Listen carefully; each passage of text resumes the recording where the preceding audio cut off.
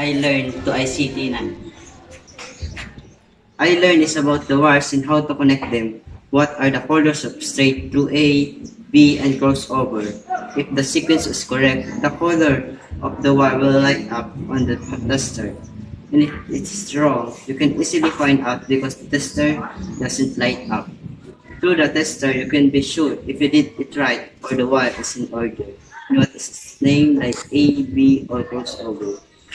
I can apply this in my life. For example, if there's an emergency at your house, you can use it, and when you are 10, it will be easy for us because we know how to do it. We will not have any difficulty in doing it because our teacher has already taught us in ICT 9, that is John Alvin Marabilia.